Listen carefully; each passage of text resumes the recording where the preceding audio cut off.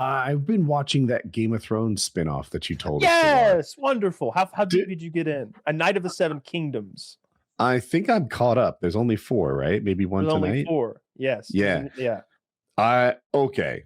I really like it. If I had a complaint, it's that I want more of it. The shows are like 30 minutes long, and I keep hoping like this is the episode where a thing is gonna happen. Yes. And then at the end of the episode, you're like, well, they can't keep edging me for another week. like, I can't enter the tournament today. No. Are you a well-known knight or lord? No. Well, then you don't get to go first. Well, fuck. And you thought they were going to fight today. We're waiting on him. They're at a tournament, and this is an all or nothing moment for our hedge knight, which is a very poor knight without a lord. He's like a European homeless Roman.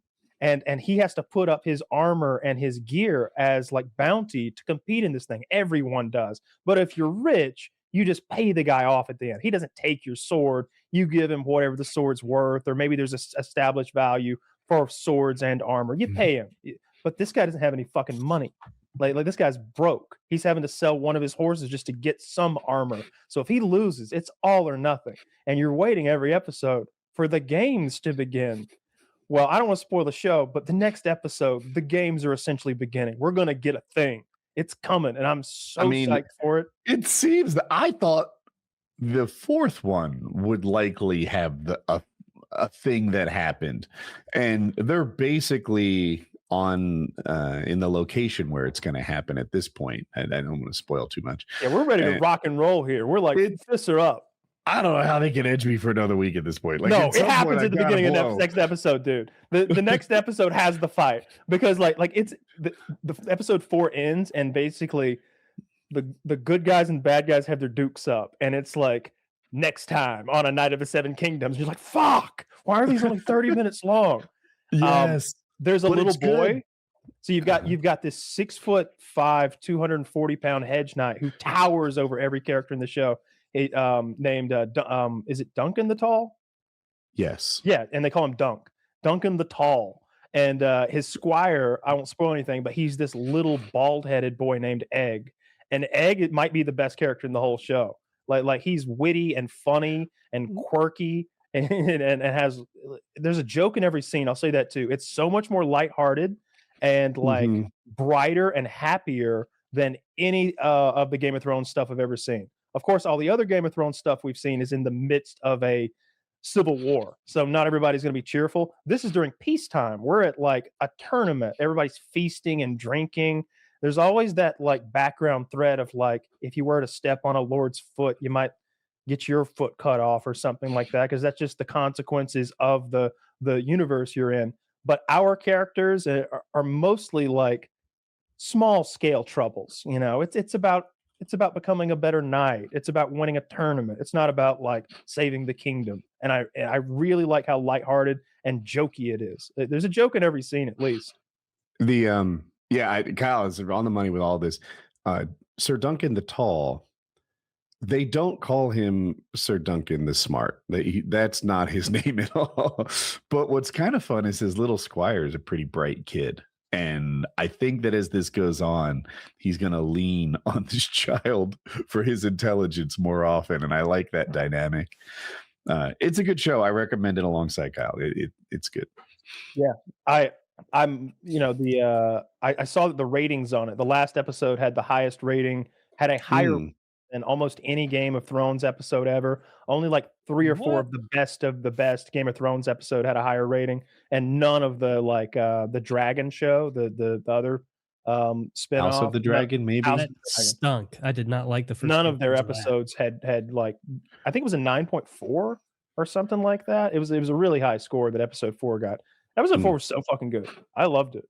It's also 8 years later. We'd have to see like the comparison between like HBO subscribers then and now. And the thing, episode 4 was really good. Episode 3 was really good. I don't know what its ratings were, but they get better every one. It's like I don't remember exactly, but it's like 9.1, 9.2, 9.3, 9.4 every episode. You know, I don't want to spoil anything, but Kyle was like, episode 3 hooked me. after episode 3, I'm down for this show. It gets 2 thumbs up, whatever. And I'm like, all right, I got some insider knowledge. Episode 3 is when the thing is going to go. It doesn't go.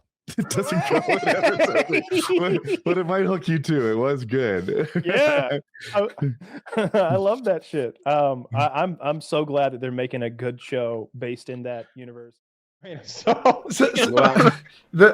right. So Chiz reached out to you and asked you to be on the show, right?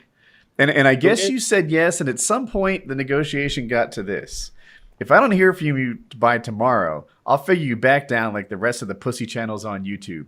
Tell Harley to go fuck himself when you see him again. Your podcast looks like a lesbian book club anyway. Have a nice life, broski. All right. And your podcast looks like a lesbian book club. That's the part I'm most excited about, really. I really think we should swap out RSK with LBC. I'm going to read those books, but right now I'm starting the Dungeon Crawler Carl series.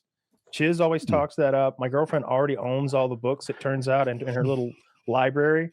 So I'm going to pick that up. Are you going to read it with us, Taylor, and join the book club? I bought Dungeon Crawler Carl. I'm not reading it yet. I opened up and just kind of took a peek at the writing style and things. I don't know how much this is going to vibe with the style of book I tend to like, but I'll give it a go. Like if you guys are both reading it, hear the how would you audiobook? describe the style? It The sounds style, like a Nancy Drew book or something. Dungeon Supposed to be an Carl RPG. Something about it that doesn't appeal to me is, I know it's, and this is to me, it's not that it's written I don't know, but it's supposed to be a little kitschy, a little funny, silly, ironic characters that you're following through these dungeons. And to me, that lowers the stakes a lot. And so it makes me less interested maybe at the danger level. Like one of the characters is he's working alongside a talking cat. That is not something that appeals to me. But, and also the way, I flipped through some pages to see. Garfield scenario? And it's a Garfield scenario. It hates Mondays. Loves lasagna. It'll have bold sections of the page that describe items that this person is picking up throughout their journey. Like an RPG. But the items are a little maybe too silly, where it'll be the gloves of silly sneakiness. And it's okay, that's a little glib again. I want there to be stakes. I don't want it to be hopping from fourth wall breaking joke to fourth wall breaking joke with characters that I can't invest in because they never feel in danger. And, I haven't read it yet, and so I'm not casting those aspersions at it. It's just you want darkness and realism and stakes. I could recommend some Warhammer 40K novels because people get fucking. I read the one you sent me and it was good. I liked it. I worry some of those might be not the best written, but I would use you as a filter there, and you could tell me which ones are good and which ones aren't. I like them a lot, and awful things happen to people all the time. The stakes are high. Every time your character gets in a fight, you're like, are they going to kill him this time? Oh, they did. Yep, he's dead. Yeah. I guess this wasn't the main character at all, turns out. Everyone's dead. They all die. The stakes have to be high, or I'm not going to be invested in it fully.